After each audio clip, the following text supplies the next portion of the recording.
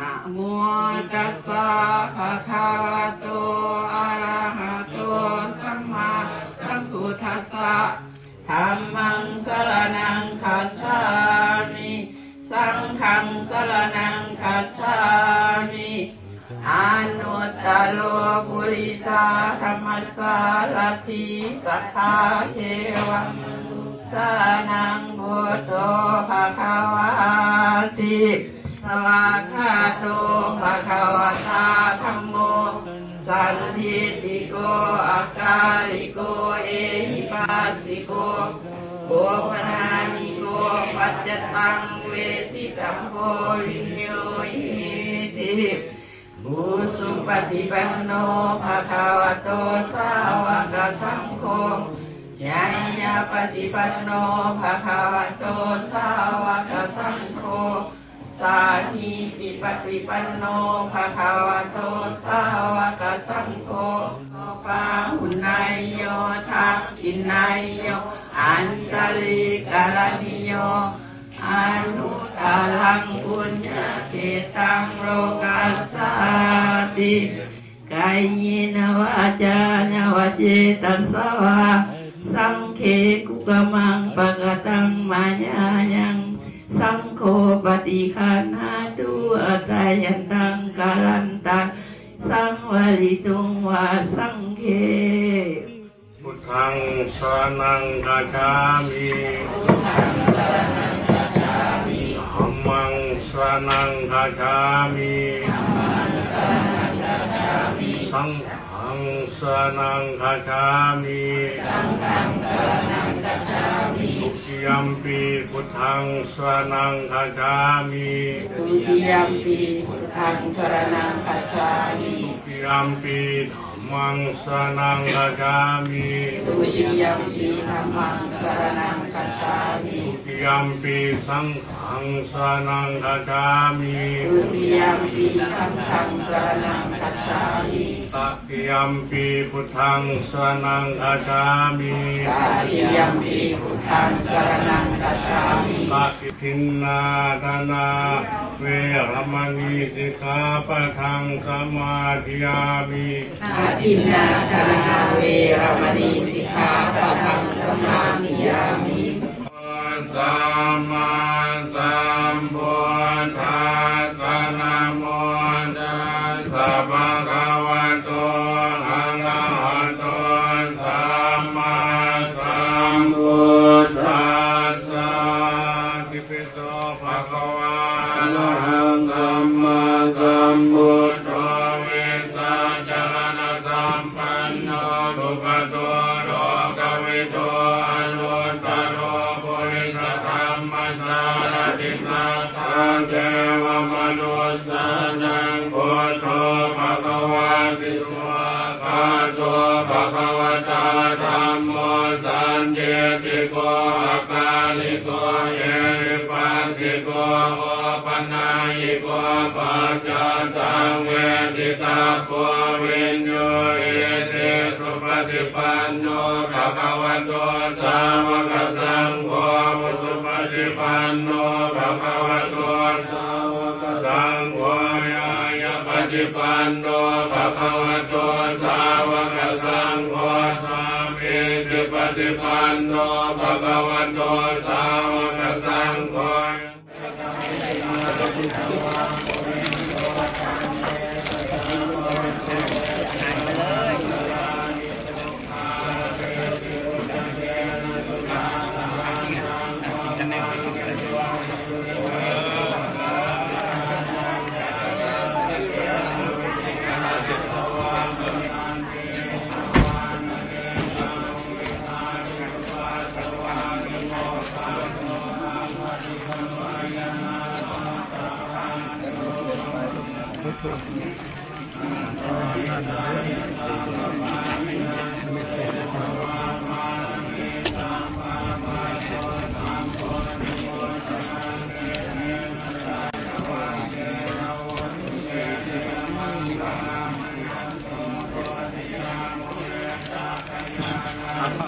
ครั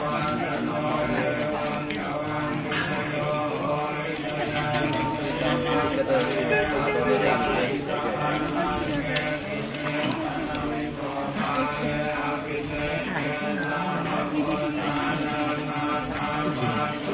เดี๋ยวไปมีบอลนะครับพูดมีคนเข้าไปอยู่แบบนี้เขากดถ่ายเขาพูดแบบนี้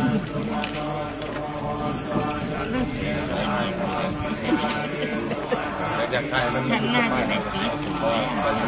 ย้ายมันรวยแล้วก่อน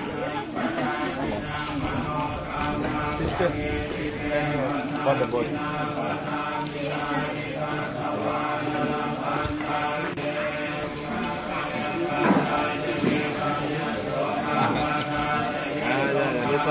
Okay.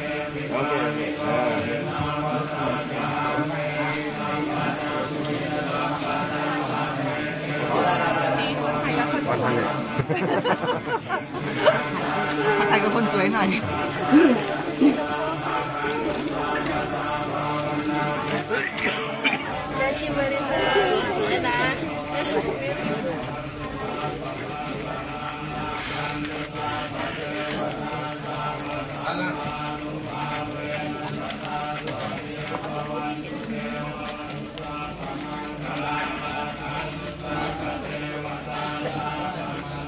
ได้ไหมครับได้ไป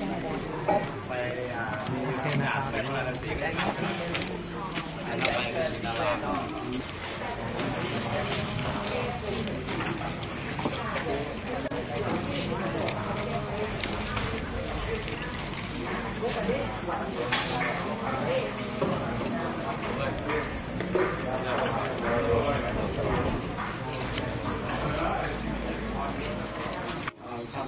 ่ามันจะว่าพร้อมกันจะว่าซ่าๆแล้วว่าน้ำให้หลวงปู่นะโมตัสสะ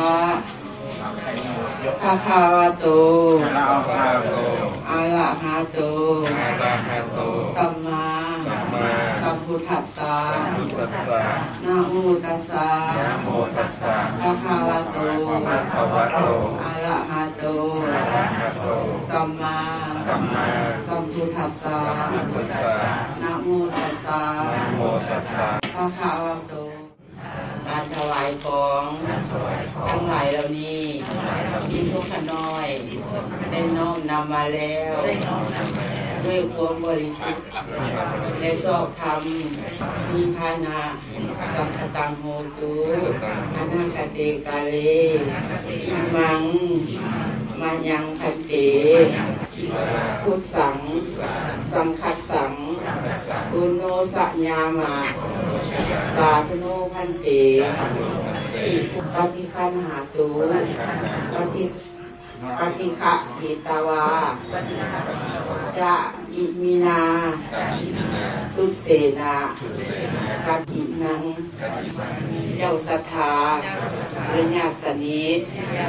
มิตรสหายทั้งอยู่ไกลและอยู่ไกลขอน้อมถวายซึ่งผ้าจีวรกฐินกับทั้งของบริวารทั้งหลายเหล่านี้ไปทานพระสงฆ์ขอท่านพระสงฆ์จงรับผ้ากฐินพร้อมกับทั้งของบริวารของพวกข้าพเจ้าทั้งหลายอันรับแล้วจงกราบกฐินด้วยผ้าผืนนี้เพื่อประโยชน์แก่ความสุขแก่พวกข้าพเจ้าทั้งหลายตลอดกาลนานเถิด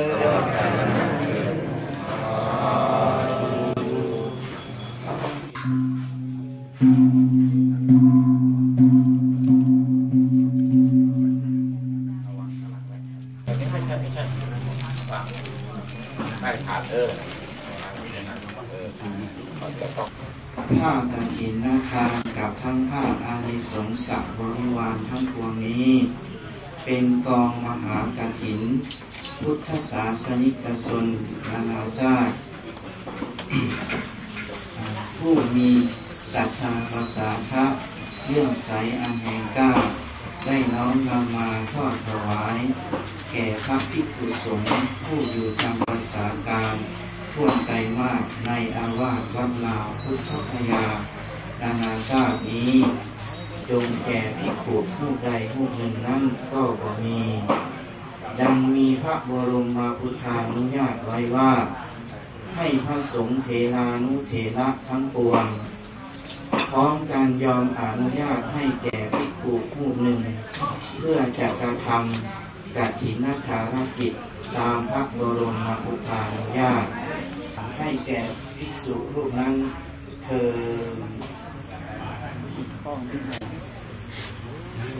ดยังก่อน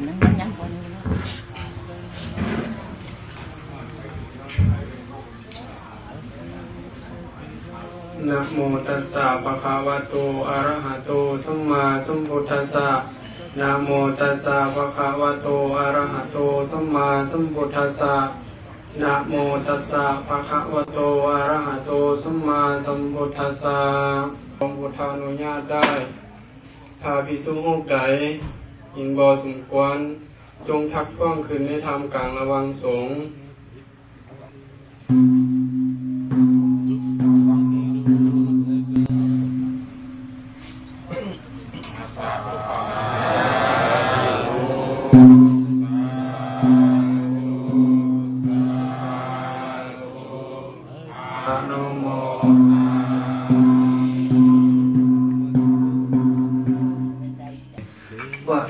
ทินังเปตานังอุปกัปปติอิสิตังปฏิตังตุมหังคิปะเมวัสสะนิสันตุสัพเพปุเรนตุสังขปาจันโทปนารโสยะถามณิโชติระโสยะถานิวันสันตุสัพพะโรโควินาศตุมานิทันตรายโยสุขิติขายโยโกภวะอภิวันธนาสิริสเนจังบุตตาปัจจายโนจัตตารโนมาวัฏันติอายุวันโนสุขังภาลังวิทยาทินังอิทังสัจเจนะอาทินานุสังขายสมันโตเอสวารสาภิกขุโลอาทินังอัตไตโตภมติอังคาสาตัสมาตุญิเอวเมเ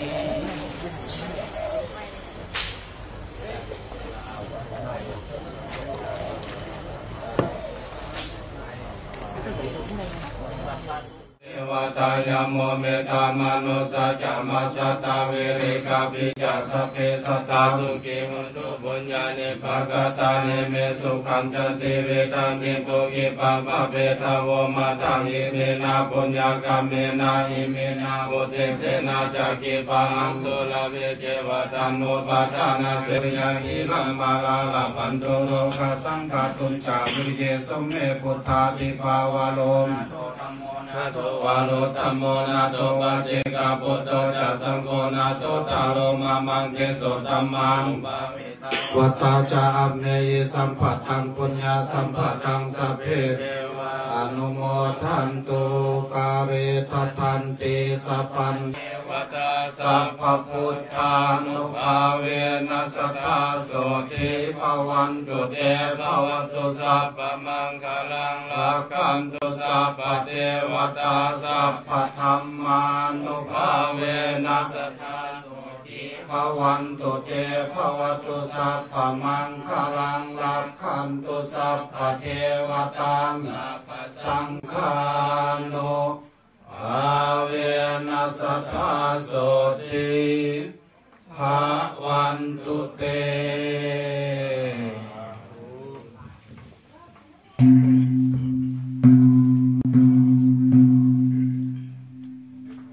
นี่จากฝรั่งเศสเข้ามารวบเนาะเอาอ่านไทยก่อนเนาะของไทยจากไทยแลนด์ฟอร์มไทยแลนด์ก็126,199 รูปีนี่จากฝรั่งเศสฟอร์มฝรั่งเศสก็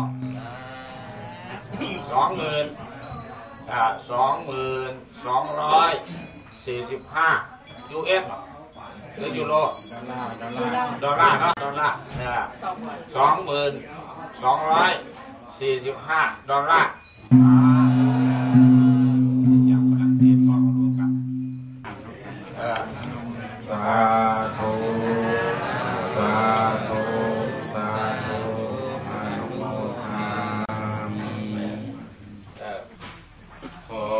ญสุขเจริญพรบรรดาท่านที่กำลังให้เกียรติติดตามหับชมรายการสายทานน้ำใจไหลคืนสู่พุทธภูมิในโอกาสนี้ณเวลานี้ก็ขอให้ทุกท่านได้รับทราบว่าเป็นพิธีการที่เขาจะได้ถวายเครื่องเทยทานอัฐบริขารผ้าป่าสมภีกองมหากฐินในส่วนหนึ่งที่ท่านได้รับชมผ่านไปนั่นก็เป็นพิธีการทอดถวายกองมหากฐินณโอกาสวันนี้ได้โอกาสเวลาที่ทั้งคณะออกตนญาติโยมพร้อมด้วยผู้นำพ่อแม่ครูบาอาจารย์ฉะนั้นในพิธีการต่อไปนี้ก็จะได้ขออาราธนานิมนต์พระอาจารย์วงศิลป์ซึ่งเป็นคณะทูตสายทูตพระพุทธศาสนาเกี่ยวกับทางเผยแผ่พุทธศาสนาอยู่ที่ประเทศอินโดนีเซียจะเป็นผู้ที่นำพาคณะของพวกเขาทั้งหมดทั้งปวงนี้ก็ซึ่งการนำพาของยะทานพระอาจารย์บุญมีกิติธรรมวันโนองค์พระสมเด็จทรงลาวในประเทศสหรัฐอเมริกาและประธานดำเนินงานการก่อสร้างวัดลาวพุทธคยานานาชาติฉะนั้นเพื่อเราจะได้ประกอบพิธีถวายเครื่องเทยทานและก็จตุปัจจัยเทยทานจากต่างประเทศและก็กลุ่มคณะต่างๆขออาราธนานิมนต์พระอาจารย์วงศิลป์ได้เทียนเพื่อเป็นสิริมงคลในพิธีของพวกเราขออาราธนานิมนต์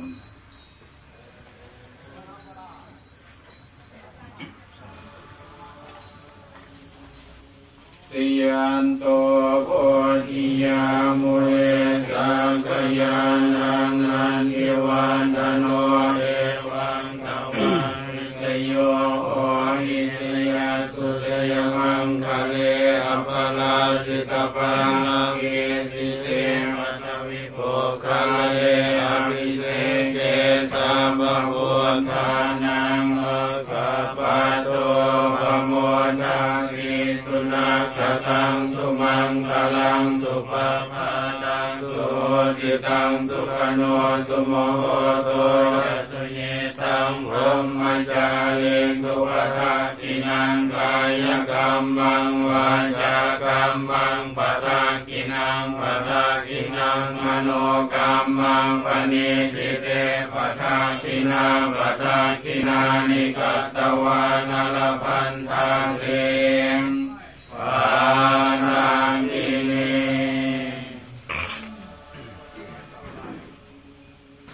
ขอน้อมนมัสการพระเทลานุเทลาและออกตนญาติโยมที่ได้รวมสละจตุปัจจัยเทยทานมาร่วมงานของมหากฐินสามัคคีนานาชาติทุกทั่วมุมโลกที่ได้มาถวายนะมื้อนี้ก็เป็นมื้อวันที่20เดือนพฤศจิกายน2553การที่ออกตนญาติโยมได้ร่วมบริจาคเทยทานจตุปัจจัยมาร่วมตั้งกองมหากฐินนั้นทั้งคณะได้เป็นผู้ตั้งหน้าออกตนญาติโยมจะขอแจ้งระดับให้ออกตนญาติโยมได้รับทราบในการที่เขาจะถวายพระสงฆ์ที่จำพรรษาอยู่ที่วัดลาวพุทธคยานานาชาติองค์ที่ได้รับกองมหากฐินและองค์ที่สูตรมหากฐินพร้อมด้วยคณะอยู่ประจำวัดธรรมดาอยู่ประจำวัดลาวพุทธคยานานาชาติรวมทั้งหมดมีอยู่12องค์แต่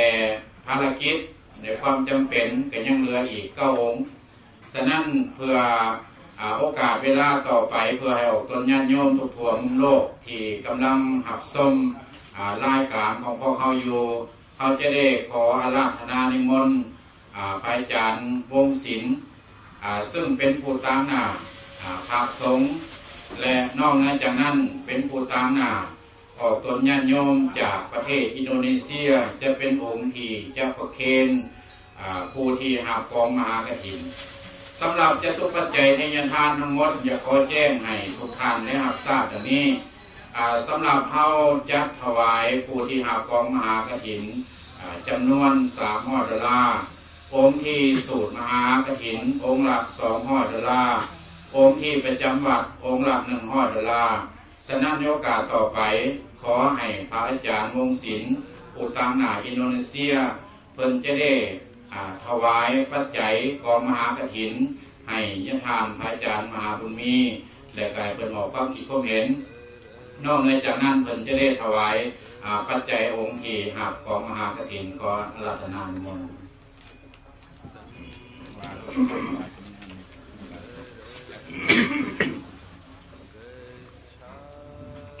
ข้าพผมขอน้อมถวายจตุปัจจัยที่ได้รับบริจาคถวายมาจากญาติโยมจากประเทศอินโดนีเซียและก็พระสงฆ์ที่จำพรรษาอยู่ในประเทศอินโดนีเซียมาจำนวนก็หลายปานใดถ้าเป็นรายเป็นเงินอินโดนีเซียก็ประมาณ6 ล้านรูเปีย6 ล้านรูเปียบาลีก็ขน่อยมีความภาคภูมิใจว่าถึงแม้ว่าสิไปอยู่อินโดนีเซียแต่ว่าภูมิใจที่ญาทานบุญมีญาทานอาจารย์ดาได้นิมนต์มาแล้วก็ยินดีหลายแล้วก็คิดว่าในอนาคตกับที่ส่วนญาติโยมมาสร้างวัดลาวเฮา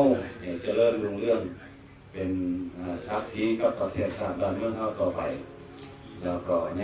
โอกาสนี้ก็ขอญาติโยมทั้งหลายที่มาในวันนี้ก็ขอให้อนุโมทนาสาธุกันทุกคนเลยสาธุสาธุสาธุอนุโมทามิเทียมบุตรีข้อมเทียมที่ข้อมเนี่ยในระดีเจ้าพิเศษที่ข้อมรักษาถูกเลยที่3 บาทสาธุสาธุอนุโมทา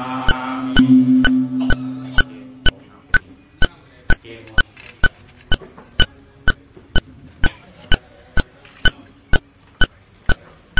สำหรับองค์ต่อไปที่จะได้ถวายเครื่องอัฐบริขารและก็ปัจจัยสำหรับองค์สูตรก็อาราธนานิมนต์พระพ่อบุญมาคำวงสดซึ่งเป็นเลขาธิการองค์การคณะสงฆ์ลาวอเมริกันประจำประเทศสหรัฐอเมริกาและเพิ่นจะยังได้ที่โพงจะทุกปัจจัยทายทานจากพี่น้องชาวพุทธโดยเฉพาะรัฐแคลิฟอร์เนียและก็เขตต่างๆที่ได้หยิบหอมล้อมเรียกที่ได้ร่วมบริจาคผ่านพระพ่อบุญมาคำวงสดต่อไปขออาราธนานิมนต์เพิ่นได้กล่าวก็บอกกับญาติโยมทุกท่านที่กำลังติดตามรับชมอยู่ในโอกาสนี้ได้รับชมขอนิมนต์ก็เองคือพระพ่อบุญมาเดินทางมาจากสหรัฐอเมริกาและแคลิฟอร์เนียขอน้อมนมัสการญาทานมหาบุญมีสิทธิปมาปันโนองค์ประมุขสงฆ์แห่งของลาวในสหรัฐอเมริกาจะขอน้อมนมัสการพระบิดานุภาพประกาศพระองค์ที่มีนามมาบนที่นี้ท่านเองได้รวบรวมทุกปัจจัยจากต่างๆจากพระเมตตาอาจารย์และจากออกผลญาติโยมเมื่อว่าในรัฐแคลิฟอร์เนียในรัฐต่างๆที่หน่วยงบประมาณมีเงินอยู่จำนวนเป็นเงินเช็ค$8,545และเป็นเงินแคช$175ที่เข้าประทันโทรกันถวายขอสุนเงินแล้ว